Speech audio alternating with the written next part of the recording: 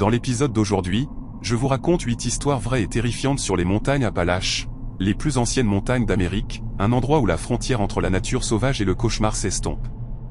Mais avant de commencer, n'oubliez pas de vous abonner, d'aimer et de partager cette vidéo avec vos amis. Dites-moi d'où vous nous regardez. Merci à tous. Et maintenant, commençons. Histoire 1. La disparition dans les bois. Carol était le plus âgé de notre équipe. 62 ans, peut-être 63. Ce travail devait être un contrat de 2 semaines pour dégager un sentier dans la section de Blue Hollow, en plein milieu de nulle part, juste à la frontière entre le Kentucky et la Virginie occidentale. Nous étions 6 au total. Mason, notre chef de terrain, avait déjà fait 5 ou 6 missions comme celle-ci. C'était un type efficace, organisé, direct, qui ne se plaignait jamais. Ensuite, il y avait Carol, moi, Carlos, un étudiant en foresterie, plein d'énergie, mais un bon gars, bête, nouvelle dans le travail des sentiers, avec une attelle au genou, mais qui plaisantait comme si nous étions en colonie de vacances, et enfin Yann, qui n'avait presque pas prononcé une phrase complète de tout le voyage. Un gars silencieux, avec une drôle de vibe, mais qui travaillait dur et ne demandait jamais d'aide. Nous étions installés à environ 11 km du point d'accès le plus proche. Une fois là-haut, on était coincés, pas de réseau, pas de moyen facile de redescendre, et un seul camion garé en bas de la piste forestière. Au 3e jour, ce camion fut bloqué par un éboulement après une tempête. Les Rangers ont dit qu'ils enverraient une équipe de nettoyage bientôt. Ce furent les dernières nouvelles que nous eûmes d'eux. Au 10e jour, nous avions dégagé près de 6 km de sentier, y compris 2 virages serrés près de la crête. Nous taillions dans les broussailles les plus épaisses et les plus hostiles que j'ai jamais vues, des lianes épineuses qui s'enroulaient autour des chevilles, des vieux troncs qui se fendaient comme des os secs, des plaques d'ortie si denses qu'elles ressemblaient à un tapis. Mais le travail avait son rythme, couper, tirer, empiler, brûler, manger, dormir, et recommencer. Il y avait quelque chose de paisible dans cette routine. Même quand les épaules brûlaient de fatigue. Puis les choses ont commencé à disparaître. D'abord, des petites choses, une bonbonne de gaz, une corde, une paire de gants, des objets qu'on aurait pu oublier ou brûler par accident. Personne n'y a prêté attention. Mais 2 jours plus tard, nous avons remarqué qu'une boîte à outils entière avait disparu. Les bottes de rechange de Mason aussi. Puis un sac à dos entier. Nous avons retourné le campement, rien. La nuit suivante, l'équipement personnel de Mason a disparu. Pas éparpillé, pas déchiré, juste parti. Il a dit, peut-être qu'un ours l'a pris. Mais la fermeture éclair de la tente était soigneusement ouverte. Pas de griffures, pas de tissu déchiré, la nourriture intacte. Je me souviens de Carlos disant, les ours n'ouvrent pas les fermetures éclair. Mason lui a lancé un regard qui a clos le débat. Plus tard dans la journée, Carol m'a pris à part. Quelqu'un nous observe, a-t-il dit, calme comme toujours. Pas un ours. Pas un randonneur. Ils attendent qu'on dorme. Je me souviens l'avoir regardé et avoir senti un nœud se former dans mon estomac. Comme si je venais seulement de réaliser quelque chose qu'il savait depuis des jours. Il l'a dit comme s'il parlait de la météo, comme si ce n'était pas discutable. Il a aussi prévenu Mason. Faire semblant que ce n'est rien, ça va finir par blesser quelqu'un. Mason a balayé ses craintes d'un revers de main. Il a dit qu'on vérifierait mieux notre équipement, qu'on le sécuriserait davantage, mais il n'a rien fait de plus. Cette nuit-là, Carol est restée éveillée. Il a préparé une tasse de café instantané dans sa vieille boîte en métal qu'il trimballait toujours, puis s'est assis près du feu mourant, sa machette posée sur ses genoux. Je me souviens d'avoir entendu le grattement de la lame contre sa botte alors que je me retournais dans mon sac de couchage. Vers 4 heures, je me suis levé pour le relayer. Il m'a tendu la tasse, à présent tiède, et n'a rien dit pendant un moment. Puis, je n'ai rien vu, mais ils sont proches. Il n'a pas élaboré, il fixait simplement les arbres comme s'il s'attendait à ce que quelque chose en émerge à tout moment. Le lendemain, nous avons déplacé le campement d'environ 800 mètres à l'ouest. Le nouvel emplacement était près d'une source, plus calme, plus isolé, loin d'une vieille tour de guet rouillée que nous utilisions pour suspendre notre nourriture. Cette tour avait commencé à nous mettre mal à l'aise. C'était comme un membre mort de la forêt. Chaque fois que je passais devant, je me surprenais à lever les yeux, même si je n'y avais jamais vu personne. Ce soir-là, nous étions en train de nous détendre. Carlos faisait bouillir de l'eau. Beth essayait d'étirer sa jambe. Et Beth a repéré quelque chose dans les arbres. C'était suspendu entre deux troncs. Une corde de fortune faite avec notre équipement disparu. Des sacs à dos, des lampes frontales, des chemises nouées ensemble comme une guirlande. Certains objets étaient déchirés. Un t-shirt de Beth était noué autour d'un jean déchiré. La polaire de Carlos avait été coupée en bandes et tressée dans la corde. Ça n'y était pas plus tôt. Quelqu'un l'avait placée là pendant que nous étions assis près du feu. Personne n'a parlé. Nous avons juste fixé la corde. Ça ressemblait à un avertissement, ou peut-être à un message, mais nous ne savions pas comment le lire. Mason s'est levé, a marmonné quelque chose à propos de partir à la première lumière et s'est engouffré dans sa tente. Nous n'en avons pas eu l'occasion. Vers minuit passé, je me suis réveillé en sursaut à cause d'un bruit métallique violent, comme si quelque chose de lourd avait heurté de l'acier, et quelqu'un criait « Carlos, je crois ». Je me suis précipité dehors, le cœur battant déjà. Deux lampes torchées dansaient entre les arbres, trop rapides, se déplaçant avec intention. Puis un crack sec. Un coup de feu. Je me suis jeté à terre, le visage dans la poussière, les poumons paralysés. Plus de cris. J'ai rampé et j'ai vu Carlos à terre, hurlant, le sang jaillissant de sa cuisse. L'un des agresseurs, un homme vêtu de noir, se tenait au-dessus de lui avec un fusil. Un autre fouillait notre équipement sur les tentes. Mason est sorti en courant avec une pelle. Je ne sais pas ce qu'il pensait pouvoir faire. Une balle l'a abattu net. Blessure à la poitrine. Aucun mouvement. Beth a hurlé. Yann a disparu. Littéralement, il a sprinté dans l'obscurité sans se retourner. Carol était déjà en mouvement. Il a traîné Carlos derrière le foyer et a pressé sa main sur la blessure. Je me suis glissé à côté d'eux, déchirant ma chemise pour faire un bandage de fortune. Le sang continuait de couler, chaud et pulsatile. Nous avons pressé et pressé. Les deux agresseurs n'ont rien dit. L'un d'eux a tiré un autre coup en l'air, comme une ponctuation. Puis ils ont disparu, s'évanouissant dans les arbres comme des fantômes. En moins de 30 secondes. Nous n'avons pas couru après eux. Nous avons à peine bougé. Carlos était en état de choc, tremblant, pâle. Beth a fouillé dans les restes déchirés du sac de Mason. Rien. Pas même de la gaz. Je me souviens de Carol grognant entre ses dents, ils ont pris tout ce qui est tranchant. Et nous n'avions plus de lame, plus d'outils, pas même un couteau de cuisine. Nous sommes restés éveillés jusqu'à l'aube, travaillant par roulement pour garder Carlos conscient. Le froid s'est installé durablement, et nous avons utilisé les lambeaux que nous avons pu trouver pour le couvrir. Au matin, nous avions un plan, Carol et moi le porterions en piggyback, en alternant toutes les heures. Beth éclairait le chemin, Yann avait disparu. Aucun de nous ne l'a revu. Nous n'avons même pas appelé son nom. Je pense que nous avons tous supposé le pire. Nous avons laissé Mason derrière nous. Ça ne semblait pas réel. Ça ne l'est toujours pas. Il nous a fallu près de 10 heures pour revenir à la piste forestière. Nous étions à bout de force. À un moment, Carlos a perdu connaissance, et nous avons cru qu'il était mort, mais il est revenu à lui, marmonnant quelque chose à propos de pain et du chien de sa sœur. Vers 16 heures, nous avons aperçu un reflet métallique, un camion de la faune avançait lentement sur le sentier. Nous l'avons hélé comme des fous. Le ranger à l'intérieur a failli s'écraser en freinant. Il a appelé un hélicoptère. Carlos a survécu, de justesse. Il a perdu beaucoup de sang, mais ils ont sauvé sa jambe. Il a passé des semaines à se remettre. Beth a abandonné le travail des sentiers. Carol est partie vers le sud et a ouvert un magasin d'appât à l'extérieur d'une ville appelée Gewater Bay. La dernière fois que j'ai eu de ses nouvelles, il ne parlait pas de ce qui s'était passé. Quant au reste, la version officielle était qu'un gang de méthamphétamine ciblait les équipes isolées. C'est ce que le shérif nous a dit.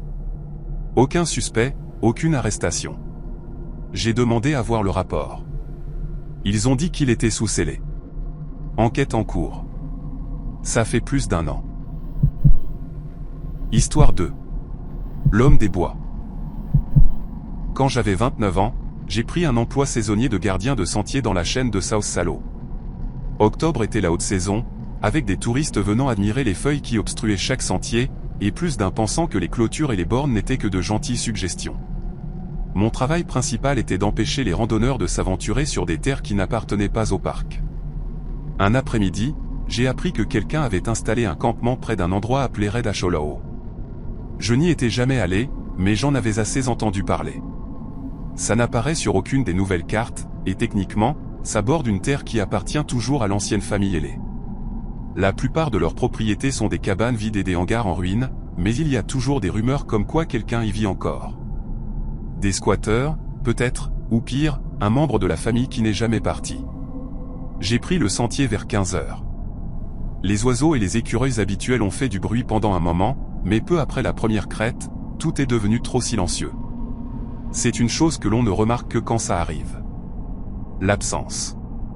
Pas de bruissement, pas de tapotement lointain des pics. Juste toi et tes propres pas. Je me suis rendu compte que j'avais raté un tournant quand je suis passé devant un étrange empilement de rochers qui ressemblait à une colonne vertébrale fossilisée. Les bois épais avaient masqué la bifurcation. Et quand je l'ai remarqué, je suivais déjà une ligne de marqueurs triangulaires rouges cloués aux arbres. Ils n'étaient pas à nous. Pas sanctionnés par le parc. Ils avaient l'air plus anciens, aussi. Un espacement irrégulier, parfois trop rapproché, d'autres fois trop éloigné, et ils me conduisaient en descente. J'ai pensé que peut-être celui qui campait avait suivi ces marqueurs, alors j'ai continué. Plus je descendais, plus l'air sentait comme de la poussière de grenier. Lourd, moisi, immobile. Quand la pente s'est aplanie, j'ai trouvé ce qui ressemblait à un poste de chasse, mais ce n'était rien de ce que j'avais vu auparavant. Il était construit avec des plaques d'écorce attachées ensemble avec quelque chose de sinueux, peut-être de la liane. Et l'extérieur était bordé de petits os, peut-être de ratons laveurs ou d'écureuils, disposés comme une sorte de clôture. L'ensemble avait cet air intentionnel, pas seulement fonctionnel, mais rituel. J'ai sorti mon téléphone pour prendre une photo pour le rapport. C'est alors que j'ai entendu le sifflement. Une note longue et aiguë, nette, comme quelqu'un essayant d'attirer mon attention, mais sans aucune chaleur.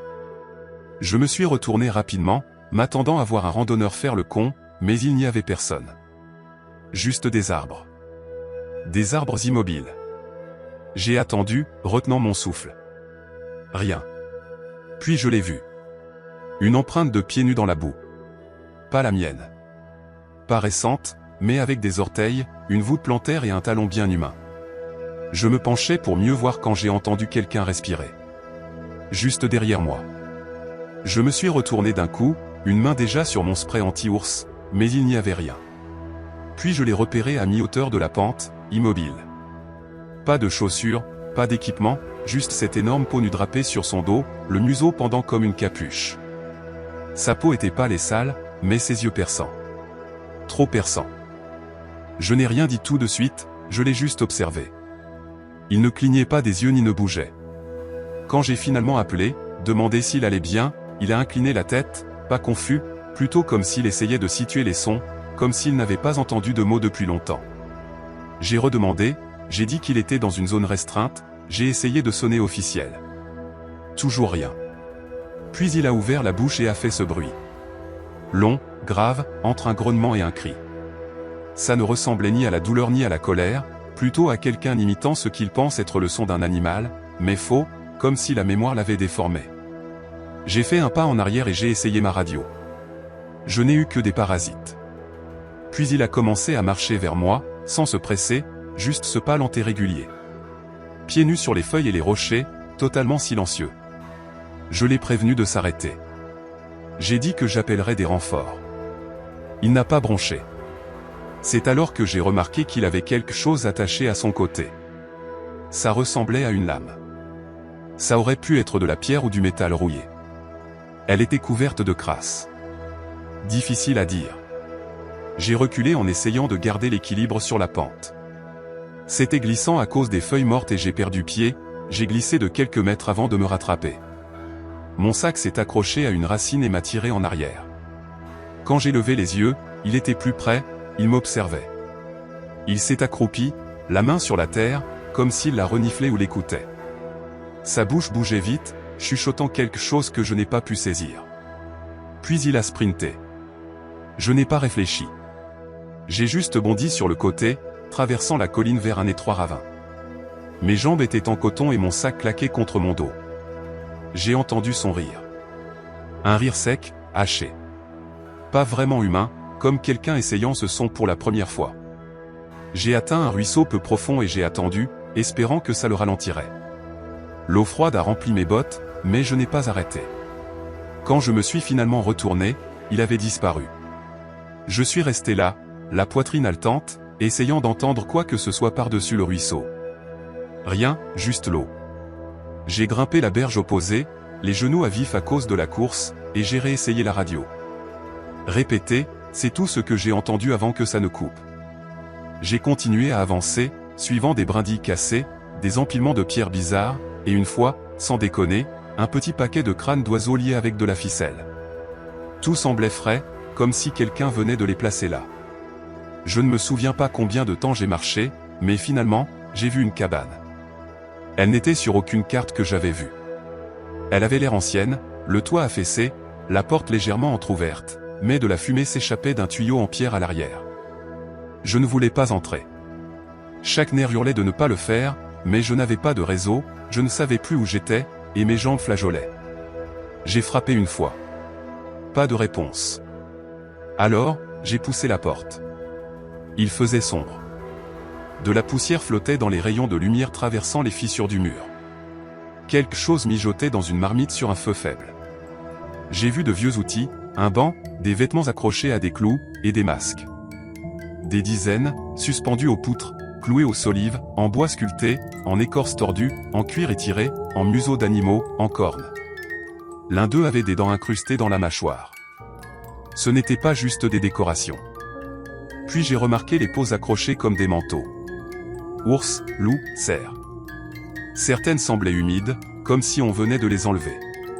C'est alors que j'ai reculé, le cœur battant dans ma gorge, et il était là, à 3 mètres. Plus près, je pouvais voir son visage correctement. Pas sauvage, pas fou, juste concentré, comme s'il savait exactement ce qu'il faisait et l'avait déjà fait avant. Il a levé une main, paume vers l'extérieur. Puis il a dit quelque chose, un seul mot. Je n'ai pas reconnu la langue. Et il a pointé derrière moi. Je n'ai pas regardé. J'ai couru droit à travers les broussailles et les branches, les épines déchirant mes manches, la poitrine en feu. Je ne me suis pas arrêté jusqu'à ce que j'atteigne la piste forestière. Un camion de rangée est passé. Peu après, le gars à l'intérieur a dit que j'avais l'air d'avoir été frappé par quelque chose. Je n'ai pas expliqué, j'ai juste donné les coordonnées que j'avais notées et j'ai dit qu'il y avait quelqu'un là-haut. Le lendemain matin, ils ont envoyé une équipe. Ils n'ont pas trouvé la cabane, juste une clairière et un tas de pierres effondrées là où une structure avait peut-être autrefois existé. J'ai quitté le travail une semaine plus tard, j'ai pris un emploi dans un entrepôt, et je suis resté sur du terrain plat, sans arbres. Histoire 3. La fille des bois. J'avais 12 ans quand ma mère nous a déménagé dans ce coin oublié de l'est du Kentucky. Ce n'était même pas vraiment une ville, juste un creux coincé entre deux crêtes abruptes, où les arbres cachaient le ciel et où tout sentait les feuilles humides et l'écorce. Le genre d'endroit où le soleil disparaissait dès le milieu de l'après-midi et où le réseau mobile ne dépassait jamais le premier virage de la route. Notre voiture a peiné sur les derniers kilomètres, sur une portion de gravier qui s'est arrêtée bien avant d'atteindre la maison. Après ça, il n'y avait plus que nous, dans la forêt. Elle avait hérité de l'endroit d'un grand-oncle que je n'avais jamais rencontré, quelqu'un dont elle se souvenait à peine de son enfance. Nous n'avions pas beaucoup d'autres options. Les choses à Columbus avaient mal tourné après qu'elle avait perdu son travail. Et c'était la seule offre qui ne venait pas avec un loyer. Alors, nous avons fait nos valises avec ce que nous pouvions entasser sur la banquette arrière et nous avons roulé vers le sud-est jusqu'à ce que la ville disparaisse. Et les routes sont devenues plus étroites, plus hostiles, et ont finalement cessé de prétendre être des routes du tout. La maison avait l'air de n'avoir pas été touchée depuis des décennies. Le bardage en bois gris, déformé par la pluie et la chaleur. Les fenêtres ternies par l'âge. Le porche s'affaissait durement d'un côté, comme si quelque chose de trop lourd s'était appuyé dessus trop longtemps. Il y avait des lianes qui poussaient sur un mur et ce qui aurait pu être une cave à racines à l'arrière, enterrée sous des broussailles et du lierre. Je me souviens d'avoir pensé que ça ne ressemblait pas à une maison que les gens quittaient. Ça ressemblait à une maison dont ils s'étaient enfuis. Pas de voisins, pas de service postal. Le bureau de poste le plus proche était dans une ville appelée Emory Ridge, à environ 1 heure de route si on ne se retrouvait pas coincé derrière quelqu'un transportant du bois. Ma mère aimait dire que nous étions hors réseau. Je pense qu'elle le disait comme une blague, mais ça n'en avait pas l'air d'une. Les premiers jours, j'ai essayé de faire contre mauvaise fortune bon cœur. J'ai exploré les bois, nettoyé ma chambre, fouillé dans le grenier où tout sentait le papier, la poussière et les crottes de souris. J'ai passé beaucoup de temps dehors, à marcher et à essayer de cartographier mentalement les limites de la propriété. Ça semblait sans fin. Dans toutes les directions, il n'y avait que plus de forêt. Rien de fabriqué par l'homme en vue, à part quelques vieux poteaux de clôturés, de temps en temps, un appareil électroménager rouillé abandonné depuis longtemps. Puis, un après-midi, j'étais derrière la maison, à fendre du petit bois près des bois, quand je l'ai vue. Elle se tenait là, à quelques pas de la lisière des arbres, à me regarder. Elle ne bougeait pas, ne faisait pas de signe, elle me fixait juste. J'ai appelé, demandé si elle allait bien, si elle était perdue. Elle a fait un pas en avant et a dit qu'elle s'appelait Ruth. Elle avait à peu près mon âge, peut-être un peu plus jeune.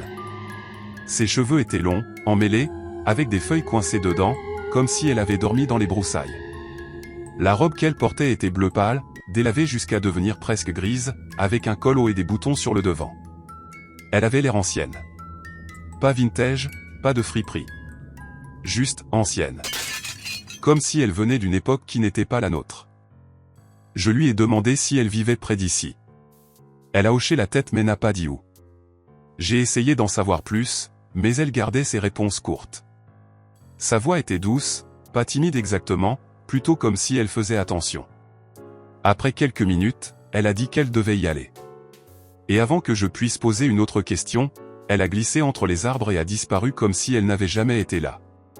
Nous avons commencé à nous retrouver après ça. Toujours dans les bois, jamais près de la maison.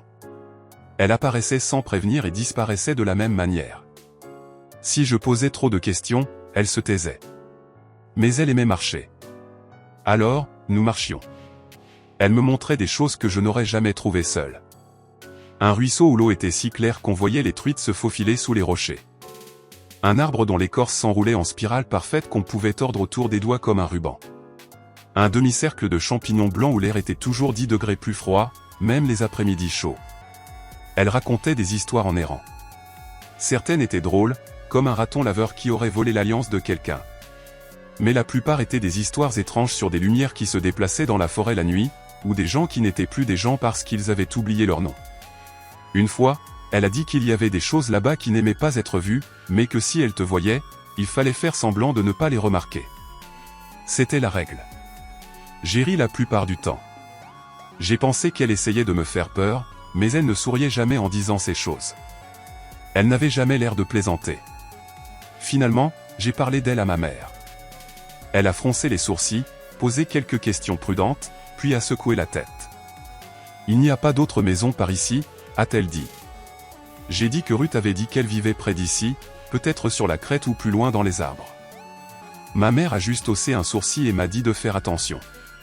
La semaine suivante, je l'ai suppliée de venir rencontrer Ruth. Elle a balayé l'idée d'un revers de main, disant qu'elle n'avait pas le temps de courir après des amis imaginaires. Mais un jour, elle m'a suivi quand même. Je ne savais pas qu'elle était derrière moi jusqu'à ce que j'appelle Ruth, et rien ne se passe. Pas de réponse, pas de mouvement, juste des arbres vides. Puis ma mère est sortie de derrière un arbre et a attrapé mon poignet. « Il n'y a personne ici », a-t-elle dit. Sa voix était basse et tendue. Son visage avait l'air différent.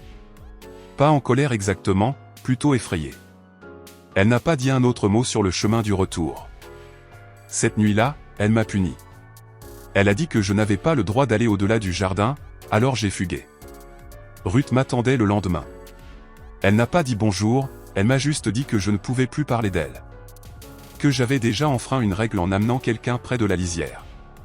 Son visage était pâle, presque meurtri autour des yeux. Je lui ai demandé quelle règle elle voulait dire, mais elle n'a pas expliqué. J'ai dit que j'étais désolé, et elle m'a fait promettre de ne jamais essayer de trouver où elle vivait. J'ai promis. Octobre est arrivé plus froid que d'habitude. Le premier gel est venu tôt, les tuyaux de la maison ont gelé, et ma mère a dû chauffer des casseroles d'eau sur le poêle juste pour que nous puissions laver la vaisselle. Ruth n'est pas venue cette semaine-là. J'ai pensé que peut-être sa famille l'avait emmené quelque part. Peut-être qu'il se déplaçait, vivait de la terre ou quelque chose comme ça. J'ai essayé de ne pas m'inquiéter. Puis, un après-midi, elle est réapparue. Son bras était enveloppé dans une bande de tissu qui semblait tachée, presque noire. Elle a dit qu'elle s'était blessée en courant. Je lui ai demandé comment. Elle n'a pas répondu. Elle a plongé la main dans la poche de sa robe et en a sorti une petite figurine en bois sculptée à la main, avec de minuscules membres articulés et sans visage, juste du bois lisse là où auraient dû être les yeux et la bouche. Elle l'a pressée dans ma main et m'a dit de la garder toujours avec moi et de ne jamais la laisser toucher le sol. Elle a dit que ça m'aiderait si quelque chose de mauvais arrivait. Cette nuit-là, juste après minuit, je me suis réveillé à cause d'un doux bruit de tapotement. Ce n'était pas le vent. Ce n'était pas sur la porte. C'était sur ma fenêtre. Je n'ai pas bougé. Je suis juste resté là, à fixer le plafond. Mon cœur battait si fort que j'avais l'impression qu'il allait faire trembler le lit. Le tapotement est revenu. Lent, délibéré, le genre de coup qui attend entre chaque tapotement, comme s'il savait que tu écoutais. Notre maison était surélevée et ma chambre était à l'étage. Aucune branche d'arbre n'atteignait aussi haut. Rien n'aurait dû être là. Le matin, j'ai vérifié la fenêtre. Il y avait de profondes éraflures sur le cadre. 3, rugueuses et échardées, juste en dessous de la vitre. Je n'ai rien dit à ma mère. Je ne savais pas comment. J'ai juste gardé la figurine dans ma poche et j'ai essayé de ne pas y penser. 3 jours plus tard, Ruth n'est pas venue. Puis une semaine a passé. Rien. Je suis allé à notre lieu de rencontre chaque jour, j'ai attendu pendant des heures. Halloween est arrivé et je me suis levé avant le soleil, j'ai marché jusqu'au bosquet de bouleaux près du ruisseau et je me suis assis sur le sol froid jusqu'à la nuit. Elle n'est jamais venue. Quand je suis rentré, mes mains étaient éraflées, mes vêtements boueux, et je pleurais si fort que je ne pouvais pas parler. Ma mère a commencé à crier dès que j'ai franchi la porte, mais elle s'est arrêtée net quand elle m'a vu. Il y avait des traînées de boue en forme de main sur ma poitrine.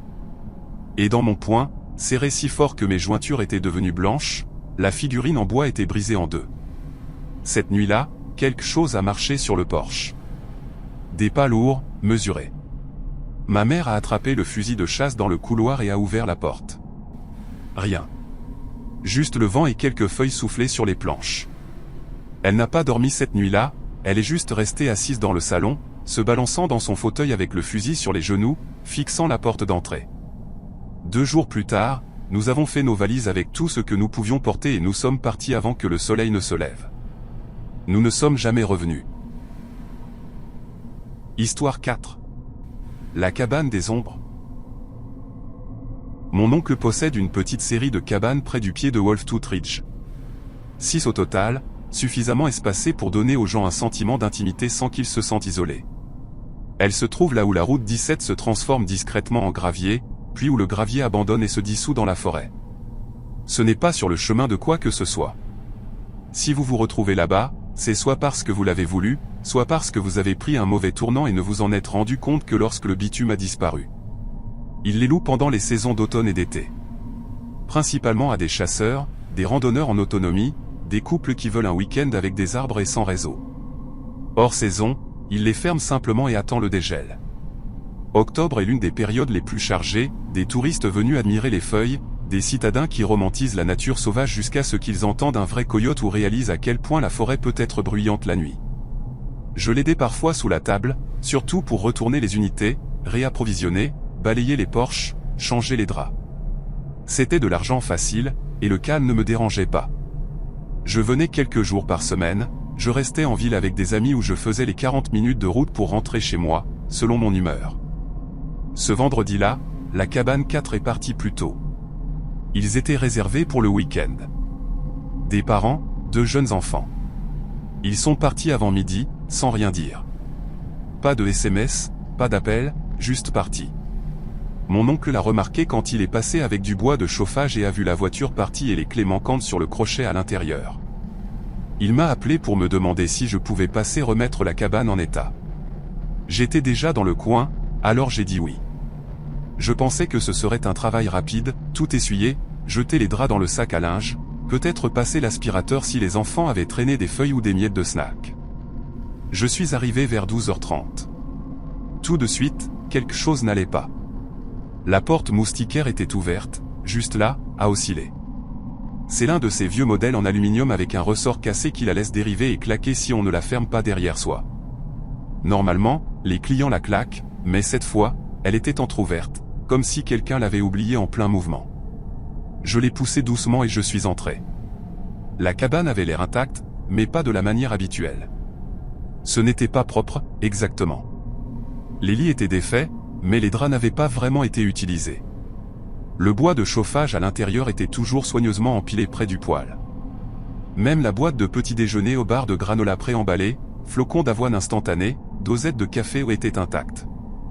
Une seule des tasses avait été utilisée, posée près de l'évier avec une faible trace de café au fond. La fenêtre arrière n'était pas verrouillée. Celle-là m'a tordu l'estomac. Ce n'est pas un gros problème en soi. Les gens ouvrent les fenêtres, oublient de les fermer, mais quelque chose dans l'air semblait mauvais. Il y avait un courant d'air froid qui s'infiltrait. Le rideau bougeait légèrement de temps en temps, comme s'il respirait. Rien ne manquait. L'endroit n'avait pas été saccagé, mais il y avait cette sensation que quelqu'un était entré, puis avait décidé de tout laisser en plan. Pas lentement, pas de manière réfléchie, comme s'ils étaient en plein milieu de quelque chose et avaient tout abandonné en cours de route. J'ai verrouillé la fenêtre arrière, fermé correctement la porte moustiquaire, et j'ai fait ma checklist rapidement mais méthodiquement. J'étais entré et sorti en peut-être 20 minutes. J'aurais dû partir, monter dans ma voiture, rentrer chez moi et en finir. Au lieu de ça, j'ai marché sur le sentier. Il commence derrière la dernière cabane. Juste un étroit chemin qui monte dans la crête. Pas balisé, pas officiel. Juste une vieille piste de serre que mon oncle m'avait montrée quand j'étais plus jeune. Elle fait peut-être 3 km, serpentant à travers des bois de feuillus et des rochers, pour finalement atteindre un point de vue incroyable d'où on peut voir toute la vallée. Surtout en automne, c'est comme une couverture d'or, de rouge et de rouille qui s'étend à perte de vue. Je n'avais pas de raison. J'avais juste besoin de bouger, de chasser cette étrange tension que la cabane avait mise dans ma tête. Le sentier était boueux à cause de la pluie plus tôt dans la semaine. Et environ 10 minutes après le départ, j'ai remarqué des empreintes. Une seule série, fraîche. C'était des empreintes nettes, au bord tranchant, avec un talon profond. Pas des bottes, pas des baskets. Semelle étroite et rigide, sans motif de crampons. Définitivement pas quelque chose qu'on porterait pour une randonnée. Elle ressemblait presque à des chaussures de ville. Qui fait une randonnée en costume? Je les ai suivis. Je n'ai même pas vraiment réfléchi. J'ai juste continué à marcher. Quelques minutes plus tard, j'ai vu la première chose, une chemise en flanelle, rouge, à boutons, taille adulte, drapée sur une branche basse comme si quelqu'un l'avait enlevée et accrochée là. Pas jetée, pas abandonnée. Elle était soigneusement placée. La lumière du soleil réchauffait le tissu. Pendant une seconde, j'ai pensé que quelqu'un l'avait peut-être enlevée en cours de route, mais ça n'avait pas de sens. Il faisait trop frais pour enlever des couches. Je me suis arrêté et j'ai regardé autour de moi. J'ai appelé, rien. Juste le vent dans les arbres et un écureuil qui filait quelque part sur ma gauche. J'ai continué. Puis est venue la chaussette. Une chaussette, grise, fourrée dans le creux d'un vieux tronc pourri, comme si quelqu'un l'avait poussée là délibérément. Pas cachée, juste coincée. C'est à ce moment-là que la tension m'a saisi les épaules. Et environ 5 minutes plus tard, j'ai trouvé le sac à dos. Il était posé bien droit au milieu du chemin, propre, sans dommage, comme s'il venait d'être posé là un instant plus tôt. J'ai regardé autour de moi. Toujours pas de voix, pas de mouvement, pas même d'oiseau. Je l'ai ouvert. Un téléphone avec un écran éteint. Un câble de chargeur. Une carte d'identité de l'État du Tennessee, une fille nommée Madison, née en 2002. Ça lui ferait quoi? 22 ans. Il y avait une cigarette électronique avec un embout fissuré, une bouteille d'eau presque pleine et une seule chaussure de randonnée. J'ai refermé la fermeture éclair. Je n'ai plus rien dit à voix haute après ça. J'ai juste continué à marcher, plus lentement maintenant. Chaque brindille qui craquait sous mes pieds me faisait sursauter. Le sentier devient étroit près de la crête. Une pente raide d'un côté, des chutes d'arbres et des ronces de l'autre. Ce n'est pas un passage facile, même par beau temps. Je me suis accroupi quand j'ai entendu quelque chose craquer devant moi. Un homme est apparu au détour du chemin. Grand, mince, barbu, veste noire, capuche relevée, les mains dans les poches. Il marchait comme s'il connaissait le sentier, confiant, pas prudent, comme s'il était déjà venu ici. Il est passé à 6 mètres devant moi et ne m'a pas vu accroupi derrière un rocher. Puis il s'est arrêté, s'est retourné lentement, a regardé derrière lui. Il n'y avait rien. Aucun son, aucun mouvement. Pourtant, il a fixé le sentier vide pendant quelques secondes avant de continuer. Puis il a disparu derrière la courbe de la crête. Je ne l'ai pas suivi sur le sentier. J'ai coupé à travers les bois, glissant entre les arbres, les feuilles mortes craquant sous mes bottes, peu importe à quel point j'essayais d'être silencieux. Et puis je l'ai vue. Elle était peut-être à 15 mètres en contrebas du sentier, affalée au pied d'un bouleau, les cheveux blonds emmêlés, les bras enroulés autour de ses genoux, une chaussure manquante, pas de veste. Sa tête s'est légèrement soulevée quand elle m'a vu. Elle a essayé de parler, mais ses lèvres tremblaient trop pour former des mots. Elle n'a dit qu'une seule chose, à peine plus qu'un murmure, aidez-moi. Je ne lui ai pas demandé ce qui s'était passé. Je ne l'ai pas pressé de questions. Je me suis agenouillé à côté d'elle et j'ai demandé si quelque chose était cassé. Elle a secoué la tête mais n'a pas pu se lever. Son corps s'est plié quand elle a essayé. Alors je l'ai portée en remontant la pente, pas à pas, sur le sentier, puis en descendant la crête. La sueur trempait ma chemise, même si l'air était frais. À mi-chemin, j'ai entendu un sifflement, 4 notes, douces, répétitives, sans mélodie. Ce n'était pas proche, mais c'était derrière nous. Je ne me suis pas retourné, j'ai juste marché plus vite maintenant. Son souffle était court contre ma nuque. Quand nous sommes arrivés aux cabanes, j'ai traversé l'herbe directement vers le bureau principal. Mon oncle avait installé un bouton de panique après qu'un ours avait déchiré la glacière de quelqu'un il y a quelques années. Il avait dit qu'il était relié directement au shérif du comté. Je l'ai enfoncé. 15 minutes plus tard, la première voiture de patrouille est arrivée. La fille, Madison, était à peine consciente. Elle répétait sans cesse la même chose, marmonnant entre deux halètements, tête de sentier. 43, tête de sentier. 43, un adjoint l'a portée comme si elle ne pesait rien. Ils n'ont pas perdu de temps. Ils ne m'ont pas posé beaucoup de questions. Un officier est monté sur le sentier avec une lampe torche. Quand il est revenu, il avait l'air différent. La bouche serrée, plus pâle qu'avant. Il n'a pas dit ce qu'il avait vu, il a juste marmonné quelque chose à propos de suivre le protocole et de fermer la zone. Cette nuit-là, j'ai à peine dormi. Histoire 5. Les coups sur les murs. J'avais 20 ans quand j'ai commencé cette routine annuelle pour mon oncle, monter sur le toit de sa cabane pour enlever les feuilles. Il me donnait $20 pour ça, ce qui n'était pas beaucoup même à l'époque, mais je ne le faisais pas pour l'argent. J'aimais le calme là-haut. La cabane était dans l'est du Tennessee, pas loin de l'endroit où l'État commence à se fondre dans les montagnes. Elle se trouvait à mi-hauteur d'une crête, juste après le dernier virage en épingle à cheveux sur une route de gravier qui n'apparaissait pas sur le GPS. Vraiment à l'écart, comme si une fois là-haut, le monde te lâchait un peu. Mon oncle n'utilisait l'endroit que pendant la saison de chasse, mais il le gardait en bon état toute l'année. Parfois, je pense qu'il aimait savoir qu'il était là, intact et en attente, comme un plan de secours pour quand tout le reste s'effondrerait. Cette année-là, vers la mi-octobre, il m'a envoyé le code de la boîte à clés sur le porche et a dit qu'il avait laissé une thermos de cidre dans le frigo si je voulais. Je suis arrivé vers midi, j'ai garé la voiture là où la route abandonnait et se transformait en clairière, et j'ai monté mes affaires sur les marches. L'endroit était exactement comme dans mes souvenirs. Simple, solide, tout exactement à sa place. J'ai posé mon sac à dos juste à l'intérieur de la porte et je me suis dirigé droit vers l'échelle télescopique appuyée contre le côté du porche. Le toit était enterré sous les feuilles, des couches épaisses et sèches de brun et d'orange qui collaient à mes bottes. L'air sentait le sapin et le métal froid. J'ai pris mon temps là-haut. C'était l'une de ces tâches qui ne demandent pas beaucoup de réflexion. On se déplace d'un bout à l'autre, on rassemble les feuilles en tas et on les pousse en paquets. Il y a quelque chose d'étrangement satisfaisant là-dedans. J'étais peut-être à moitié terminé quand j'ai entendu des pas dans les bois derrière la cabane. Ils n'étaient pas forts, juste ce craquement régulier de quelqu'un marchant sur un sol sec. J'ai pensé que c'était un randonneur. Il y a une entrée de sentier pas très loin en bas de la colline, peut-être à 400 mètres. Mais le truc, c'est que j'ai seulement entendu les pas pendant quelques secondes, puis plus rien. D'habitude, si quelqu'un passe, on entend le bruit de leur arrivée, de leur déplacement, et de leur départ. Là, c'était juste des pas, puis le silence. J'ai arrêté de ratisser et je suis resté là à écouter. Le vent s'était calmé. Je n'entendais ni oiseaux ni écureuils ni quoi que ce soit. J'ai attendu un peu plus longtemps, puis je suis descendu et je suis entré. J'ai mis la bouilloire sur le brûleur à gaz et j'ai fouillé dans le tiroir pour trouver le carnet de bord que mon oncle gardait toujours là. Il y écrit à chaque visite, la météo, ce qu'il a chassé, tout ce qui doit être réparé, juste des petites choses.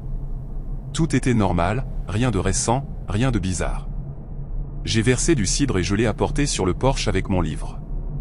Il faisait à nouveau silence. Juste ce genre de vide qu'on ne trouve que dans les bois quand tout s'arrête de bouger en même temps. C'est alors que j'ai vu quelqu'un debout à la lisière des arbres. Ils étaient juste au-delà de la clairière, peut-être à 20 mètres, immobiles. Je ne pouvais pas voir de visage, juste des vêtements sombres, capuche relevée. Ils faisaient face à la cabane, complètement immobiles. On aurait dit qu'ils ne faisaient rien, juste qu'ils observaient. Je n'ai rien dit. Je ne sais pas pourquoi. Mon instinct aurait dû être de crier, de rentrer ou même de faire un signe. Mais je suis juste resté là, figé, à essayer de comprendre si je voyais bien ce que je croyais voir. Après peut-être 20 secondes, ils se sont retournés et ont marché vers les bois, lentement et délibérément, comme s'ils n'étaient pas pressés du tout. Je me suis levé et je les ai regardés jusqu'à ce que je ne les vois plus. Puis je suis rentré, j'ai verrouillé la porte et j'ai vérifié chaque fenêtre une par une. Elles étaient toutes bien fermées. J'ai pensé à faire mes bagages et à partir plus tôt, mais je savais que je n'aurais pas de réseau avant d'être presque de retour sur la route principale. Et l'idée de marcher sur ce sentier dans le noir ne m'attirait pas non plus, alors je suis resté. Cette nuit-là, j'ai lu un moment à la lumière de la lampe à propane. J'avais ce livre de poche que j'avais apporté. Rien de spécial. Vers 2 heures du matin, je commençais à m'assoupir quand j'ai entendu un coup. Pas sur la porte, sur le mur du fond. Juste un coup. Sourd et solide, puis plus rien. Je me suis figé. Ce n'était pas le genre de choses qu'on peut expliquer. Ce n'était pas la maison qui craquait. C'était une main ou quelque chose qui frappait l'extérieur du mur. J'ai éteint la lampe et je me suis assis dans le noir. J'ai attendu. 5 minutes plus tard, il y a eu un autre coup. Cette fois sur le mur de gauche. Même chose. Juste un. Puis le silence. Puis 5 minutes après, un coup sur le mur de droite. Toujours un seul coup. Toujours espacé. Toujours d'une direction différente. Ce que je ne comprenais pas, c'était comment il faisait pour se déplacer autour de la cabane sans faire de bruit. Le sol dehors était couvert d'aiguilles de pin et de brindilles. Quiconque marchait là dehors aurait dû faire au moins un peu de bruit, mais entre chaque coup, rien. Je suis resté assis par terre, le dos pressé contre le canapé, essayant de ne pas respirer trop fort. J'ai attendu un 4e coup, mais il n'est jamais venu. Le ciel a commencé à s'éclaircir vers 6 heures. Je suis resté où j'étais jusqu'à ce que je puisse voir les arbres à travers les fenêtres. Quand j'ai enfin ouvert la porte, j'ai regardé autour de la clairière et je n'ai rien vu d'anormal. Pas d'empreintes, pas de feuilles dérangées. Les aiguilles de pin étaient intactes. C'était comme si personne n'avait été là du tout. J'ai fait mes bagages, j'ai verrouillé la porte derrière moi et j'ai marché sur le sentier pour redescendre la crête. Je ne me suis pas arrêté une seule fois, je ne me suis pas retourné. 2 semaines se sont écoulées avant que mon oncle ne m'appelle. Il m'a demandé si j'étais retourné à la cabane récemment. J'ai dit non. Il a dit qu'il était monté vérifier le poste de chasse et l'avait trouvé détruit. Il a dit que les sangles avaient été coupées net et que la plateforme avait simplement disparu, mais que quelqu'un avait cloué quelque chose à l'arbre à l'endroit où elle se trouvait. Je lui ai demandé ce que c'était. Il est resté silencieux une seconde. Puis il a dit que ça ressemblait à un sac à dos cloué à plat sur le tronc. Les sangles étaient étirées comme si elles étaient épinglées en place. À l'intérieur, il y avait une seule chaussette et un livre de poche. Tous les deux moisis, rongés sur les bords, comme si quelque chose avait essayé de les manger. Il m'a demandé si c'était à moi. Ce n'était pas le cas. Je ne lui avais pas parlé de la personne dans les bois ni des coups.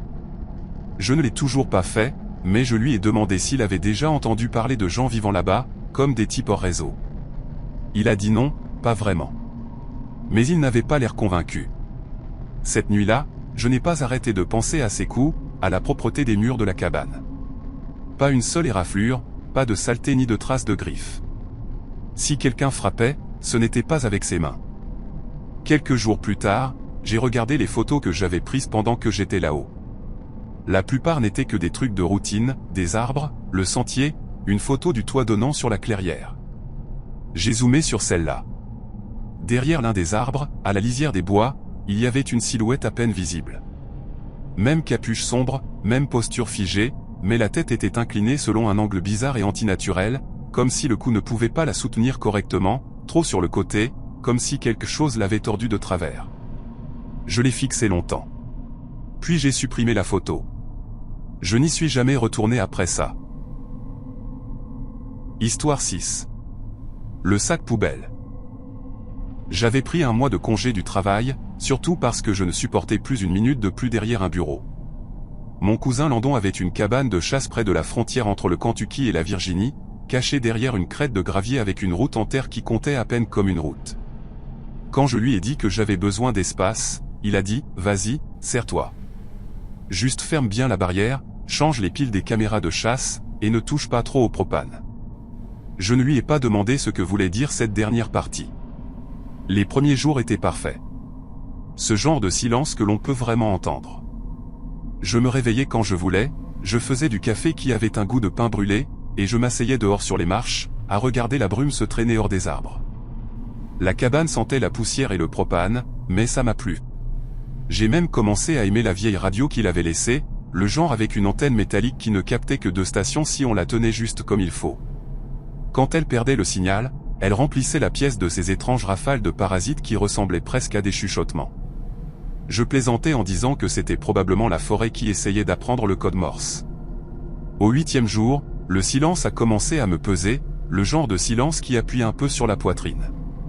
Je venais de faire bouillir du café et je feuilletais un guide de terrain que j'avais trouvé dans la cabane, à moitié endommagé par l'eau, quand j'ai entendu un froissement de plastique derrière moi. Un son vif et sec, comme quelqu'un qui ajuste un sac de course. Je me suis retourné et j'en ai vu un accroché au crochet près de la porte. Je ne me souvenais pas l'avoir mis là.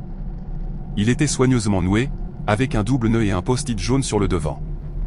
L'écriture était nette, précise, définitivement pas la mienne. Le mot disait « laissez dehors pour la collecte ». Je suis resté là un moment, attendant que mon cerveau rattrape.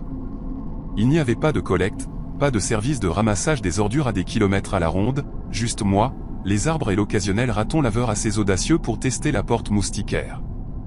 Je me suis dit que peut-être je l'avais écrit tard dans la nuit sans m'en rendre compte, un réflexe automatique restant de la vie en ville. Pourtant, l'écriture me dérangeait. Elle avait une courbe différente. J'ai porté le sac dehors et je l'ai posé à côté du foyer. Quand je suis rentré, la radio a crépité à nouveau. Cette fois, les parasites ne semblaient pas aléatoires. Ils étaient trop intentionnels, comme des rafales courtes arrangées en un motif. Je me suis penché pour ajuster le synthoniseur, et sous les grésillements, j'ai perçu le son le plus faible d'une respiration lente et régulière. J'ai éteint la radio. Cette nuit-là, je n'ai pas pu chasser l'idée de ce sac de ma tête. J'ai laissé la lanterne allumée, juste assez pour voir les contours des meubles. Vers 3 heures, je me suis réveillé à cause d'un bruit de tapotement venant du porche arrière. Pas des pas, pas des griffes. Un tapotement, doux, mesuré, comme quelqu'un qui frappe poliment avec une seule phalange. Je me suis figé. Ça a duré peut-être 20 secondes, puis le silence.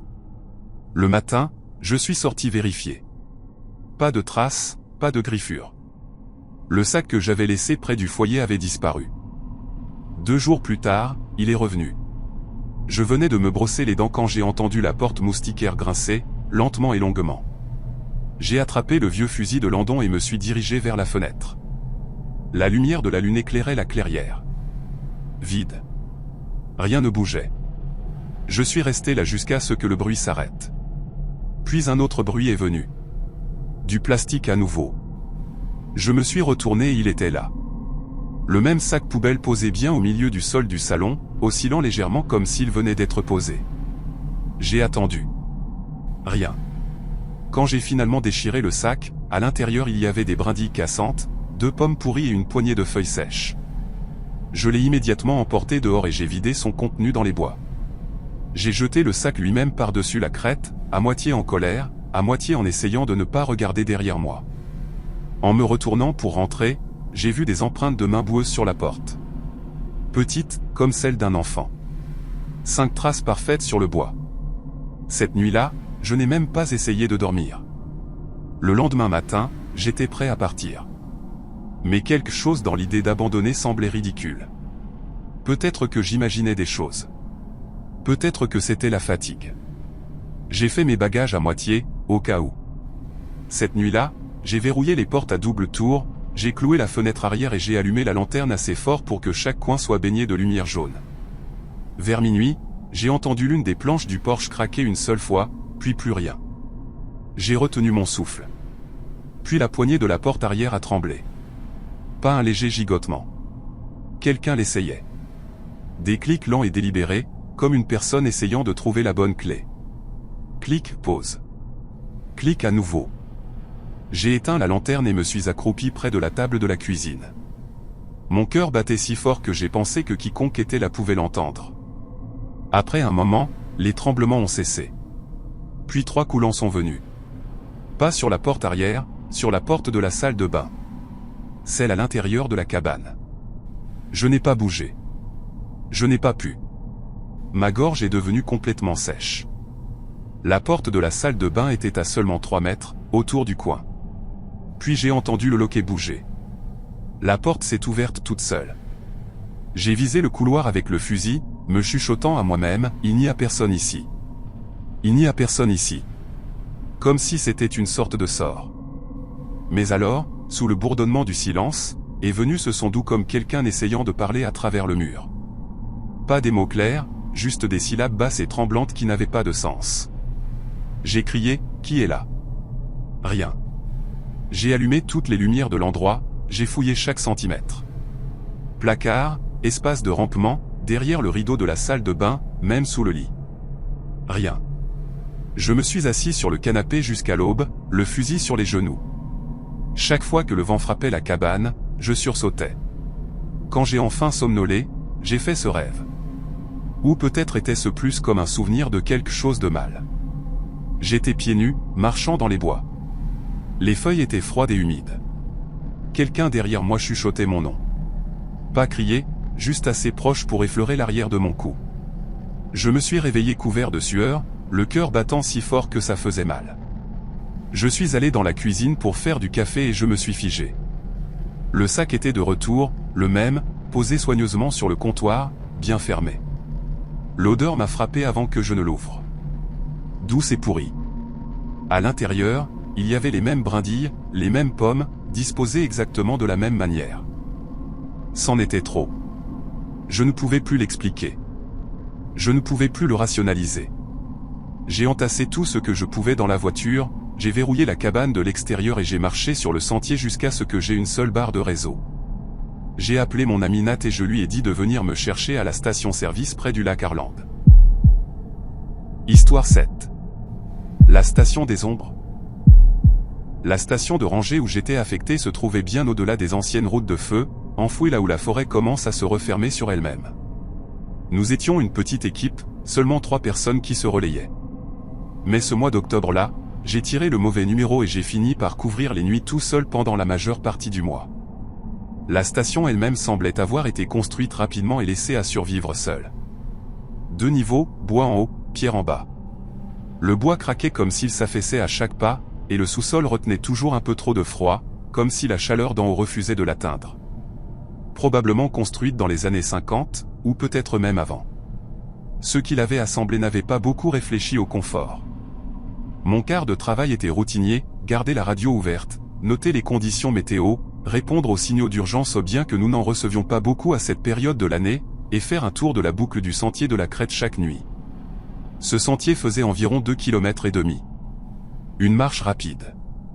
Il suivait la courbe de la crête et surplombait une vallée qui n'avait jamais l'air tout à fait normale. Trop sombre, trop silencieuse, même en plein jour. Je me disais que c'était peut-être la façon dont les arbres poussaient dans ce coin, ou l'angle du soleil. Quelque chose de logique, quelque chose de normal. Une nuit, j'étais en bas dans la salle radio, essayant de rester éveillé. Je feuilletais des rapports météo, essayant de rattraper des données anciennes que nous n'utilisions jamais vraiment. C'était le genre de travail occupatif que l'on fait juste pour empêcher son cerveau de fondre et de s'écouler par les oreilles. C'est alors que je l'ai entendu. 4 pas. Pas rapide, pas bruyant, juste lent, solide, délibéré, traversant le plancher en bois au-dessus de moi. Puis plus rien. Je me suis figé, complètement immobile. Tu sais, parfois tu entends quelque chose et ton cerveau passe instantanément en mode alerte serré. C'est ce que ça m'a fait. J'ai attendu, écoutant le moindre autre bruit, un deuxième jeu de pas, peut-être quelque chose qui bougeait, mais il n'y avait que le silence. Finalement, je me suis levé, je me suis déplacé très lentement et j'ai vérifié l'heure. Juste après 1 heure. Je ne voulais pas monter à l'étage, mais je ne pouvais pas ne pas vérifier. Alors j'ai pris ma lampe torche et je me suis glissé vers le haut. Chaque porte était toujours verrouillée de l'intérieur. La porte d'entrée, la sortie latérale, même la petite entrée arrière des réserves. Tout était barré. J'ai inspecté chaque pièce, le placard à équipement, la salle de pause avec la cafetière à moitié morte, même les vieux classeurs. Personne. Rien n'était déplacé. Personne n'était là. Je suis resté en haut des escaliers un moment, à écouter. Puis je suis redescendu et j'ai appelé le central. J'ai gardé ça simple, j'ai demandé s'il y avait eu des changements dans le planning des cars ou si quelqu'un avait peut-être conduit jusqu'ici et oublié de s'enregistrer. Ils ont dit non, juste moi. Je n'ai pas mentionné ce que j'avais entendu. J'ai pensé qu'il n'y avait pas de bonne façon d'en parler sans avoir l'air de craquer un peu. Après avoir raccroché, j'ai remarqué que quelque chose clochait. La pièce n'était pas plus froide, exactement, mais l'air était étrange. Lourd et immobile, comme si tout s'était mis en pause. C'est alors que j'ai vu que le porte-document avait disparu. Maintenant, je sais que ça ne semble pas être un gros problème, mais je le gardais toujours au même endroit, juste sur le crochet à côté du panneau radio. Je ne le déplaçais jamais, sauf pour noter quelque chose. J'ai vérifié sous le bureau, dans le coin, j'ai même ouvert le casier. Rien. Je ne voulais pas quitter la pièce, mais je ne pouvais pas rester immobile non plus. J'ai fait les 100 pas, je suis revenu au crochet au moins 3 fois, juste pour fixer l'espace vide où il aurait dû être. Ma poitrine était serrée, comme si je venais de rater une marche en descendant les escaliers. Finalement, je me suis dit que je l'avais peut-être fait tomber quelque part, que j'étais peut-être plus fatigué que je ne le pensais. À 2h15, je me suis forcé à faire la boucle. Je suis sorti avec la lampe torche, j'ai essayé de chasser cette sensation de malaise. La forêt n'a pas aidé. Elle était silencieuse. Pas juste calme, mais vraiment silencieuse. Pas de vent, pas d'oiseaux de nuit, rien. C'était comme marcher dans une photographie. Ce genre de silence où chaque bruit que tu fais semble faux. À l'observatoire, je me suis arrêté et j'ai balayé la lisière des arbres avec ma lampe, comme je le faisais toujours. C'est alors que je l'ai vu. Le porte-document, appuyé soigneusement contre le tronc d'un pin, peut-être à 6 mètres en contrebas de la pente. Je l'ai fixé longtemps. Il n'était pas juste posé là. Il était dressé, parfaitement droit, comme si quelqu'un l'avait placé là avec soin, comme s'il voulait que je le trouve. Je suis resté figé, essayant de comprendre. Mon esprit cherchait désespérément une explication. Peut-être qu'il était tombé dans mon sac. Peut-être que je l'avais posé là pendant la boucle de la veille et que je l'avais oublié. Mais rien de tout ça ne collait. Je ne l'emmène pas sur le sentier. Et il n'était pas sale. Pas de traces d'eau, pas de pages cornées. Il avait l'air d'avoir été posé là à l'instant. Je suis descendu pour le prendre, me déplaçant plus vite que d'habitude. Tout ce temps, je me retournais sans cesse, vérifiant le sentier derrière moi. Pas de raison, juste une sensation. Quand je suis revenu et que je suis entré, la radio a crépité, juste des parasites. Puis une courte rafale de son, comme si quelqu'un avait appuyé sur le micro et l'avait relâché. Pas de voix, juste ce petit grésillement. J'ai tout noté, l'heure, la position, même la direction vers laquelle le porte-document était tourné. Ça semblait ridicule, mais je n'ai pas omis un détail. J'ai revérifié chaque verrou et je me suis assis, le dos contre le mur, jusqu'à l'aube. Rien d'autre ne s'est passé cette nuit-là. Mais quelques quarts plus tard, ça a recommencé. Des trucs différents cette fois. J'entendais un tiroir s'ouvrir et se refermer violemment à l'étage. Une nuit, je jure avoir entendu la cafetière s'allumer alors que je ne l'avais pas branchée depuis août. Le plus bizarre, c'est quand je suis revenu de la boucle de la crête et que j'ai trouvé toutes les cartes des sentiers retirées de leur support. Elles étaient empilées en un carré net juste devant la radio. Je n'ai jamais rien vu bouger. Je n'ai jamais entendu personne parler, mais les choses continuaient de se déplacer. De petits changements que seul moi semblais remarquer. Les autres rangers, leur nuit était silencieuse. Pas de bruit bizarre, pas d'équipement déplacé. L'un d'eux a même ri et m'a dit que j'avais besoin de vacances. J'ai commencé à redouter d'y aller. Je garais la voiture et je restais assis là, moteur tournant, pendant quelques minutes de plus. Il n'y avait rien de dramatique. Pas de fantômes qui bondissaient. Pas de poltergeist qui lançait des chaises. Mais quelque chose n'allait pas dans cet endroit. Et c'était patient. Ma dernière nuit là-bas, tout semblait déjà bizarre avant même que j'entre. Je ne sais pas comment l'expliquer. L'air sentait mauvais, comme du métal ou des vieux fils. J'ai posé mon équipement sur le bureau comme d'habitude.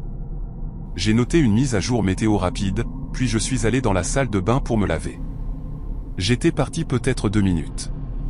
Quand je suis revenu, tout sur le bureau avait disparu. Disparu.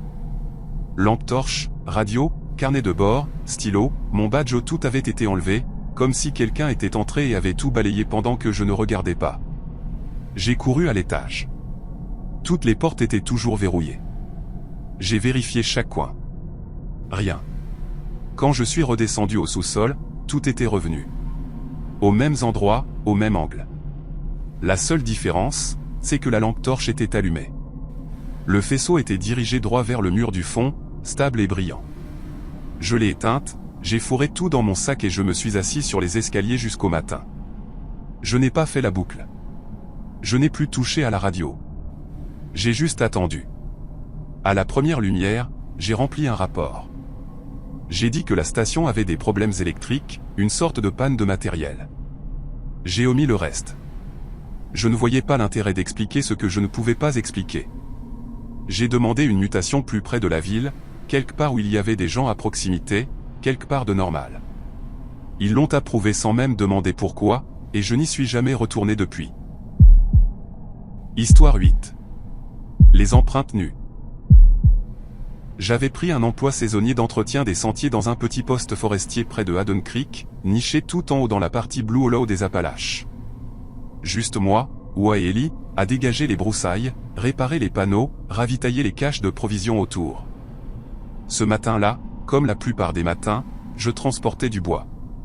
Nous le gardions empilé dans un petit appentis derrière la station principale et nous l'utilisions pour chauffer les cabanes et cuisiner quand le propane était bas. J'avais mes gants, la tête baissée, ne réfléchissant pas vraiment, quand j'ai remarqué quelque chose d'étrange sur le côté du chemin. Des empreintes de pas. Pas des bottes, pas des baskets. Des pieds nus. Elles venaient de la lisière des arbres et s'enfonçaient dans la forêt. Juste 2 empreintes nettes dans le gel. Orteils, voûte plantaire, talons. Pas de chaussures, pas de semelles, juste des pieds. Je suis resté là 1 minute à les fixer. Le sol était encore gelé par endroits, et ces empreintes n'avaient même pas commencé à fondre. Ceux qui les avaient laissées l'avaient fait récemment, comme il y a quelques minutes. J'ai balayé les bois du regard, m'attendant à moitié à voir quelqu'un debout là. Rien. Juste des arbres et encore des arbres. Le genre de végétation dense qui avale le son et la lumière si on regarde trop fixement. Finalement, je suis juste retourné au travail. Je n'ai pas suivi les empreintes. Je n'en ai pas parlé tout de suite à Wa ou Ellie. Ce n'était pas comme si j'avais une preuve de quoi que ce soit. Ça aurait pu être quelqu'un qui s'amusait. Une blague. Pourtant, quelque chose en moi n'allait pas. Plus tard cette nuit-là, alors que nous étions tous assis dans la cabane principale à manger des nouilles instantanées, j'en ai parlé. Wa n'a même pas cligné des yeux. Ne va pas fouiner là-bas tout seul, a-t-il dit. Certaines choses dans ces bois n'aiment pas qu'on les remarque. Il avait cette façon de dire les choses qui sonnaient à moitié comme une blague et à moitié comme un avertissement. Il n'a pas élaboré, il a juste aspiré ses nouilles et fixé le feu comme si ça ne valait pas la peine d'en reparler. Le lendemain matin, j'ai vérifié l'endroit à nouveau. Le gel avait fondu et les empreintes avaient disparu. Pas même une trace dans la terre. Mais ce n'était pas le plus bizarre. Il nous manquait un râteau. Il était appuyé contre l'appentis la veille, juste là où nous le gardions toujours. Je ne l'avais pas bougé. J'ai demandé à Wa et Ellie s'ils l'avaient fait. Ils m'ont tous les deux lancé le même regard, légèrement agacés et sincèrement confus. Ellie a haussé les épaules et a dit, peut-être qu'un ours l'a traîné. J'ai voulu croire que les ours font des trucs bizarres parfois. Ils entrent dans les cabanes, jouent avec les poubelles, mâchouillent du plastique. Mais je n'avais jamais entendu parler d'un ours qui s'en irait avec un outil de jardinage. Pourtant, que pouvais-je dire? Quelque chose de pieds nus a volé notre râteau. Je ne voulais pas avoir l'air parano. Cette nuit-là, j'ai verrouillé la porte de ma cabane. D'habitude, je ne me donnais pas cette peine. Nous étions à des kilomètres de la maison la plus proche, mais je ne pouvais pas me débarrasser de cette sensation que quelque chose n'allait pas. Le lendemain, nous avons retrouvé le râteau. Il était debout, bien droit, contre la vieille barrière au début du sentier de la tour, juste posé là soigneusement, comme si quelqu'un l'avait rangé après usage. Le manche était propre. La lame n'avait ni terre ni rouille, et il n'y avait pas d'empreinte, ni humaine ni animale, rien. Le sentier n'avait pas été utilisé depuis au moins une semaine. Il y avait des couches de feuilles sèches et d'aiguilles de pin partout, intactes. Mais le râteau était là, en pleine vue, exactement là où quelqu'un ou quelque chose avait voulu que nous le voyions. Quel genre d'animal rend les outils, a marmonné Ellie, presque pour lui-même. Aucun de nous n'a répondu. Cette nuit-là, les choses ont empiré. La porte de la réserve d'outils était déverrouillée quand je suis allé vérifier les bonbonnes de propane. Pas ouverte, juste le loquet relevé. Ça peut ne pas sembler grand-chose, mais nous gardions toujours cet endroit verrouillé. Pas à cause des gens, mais à cause des bestioles, ratons laveurs, écureuils, le renard occasionnel. Il ne faut pas grand-chose pour saccager un appentis si quelque chose devient curieux. Mais rien n'était saccagé. En fait, rien n'était même déplacé, à part la hache. Elle était posée sur l'établi, la lame brillant légèrement sous la lumière fluorescente, et quelqu'un l'avait aiguisée. Pas un simple coup de lime, non. Elle avait été affûtée jusqu'à un tranchant fin. Je l'ai testée sur un morceau de petit bois, et le bois s'est fendu avant même que je n'aie à appliquer une pression. Je n'ai rien dit aux autres cette nuit-là. J'ai juste verrouillé la porte et je suis retourné à la cabane principale. Je n'ai pas beaucoup dormi. Aucun de nous n'a dormi. Après ça, nous avons commencé à dormir tous ensemble dans le lodge principal. Nous avons gardé les lumières allumées.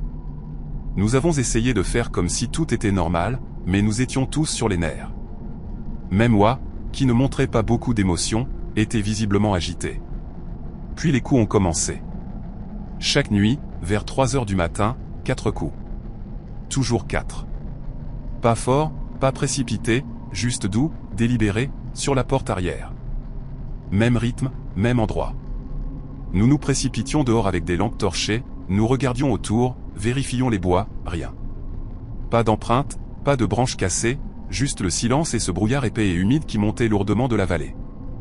Après la 3e nuit, nous avons décidé d'installer des caméras de chasse. Oa n'était pas ravi.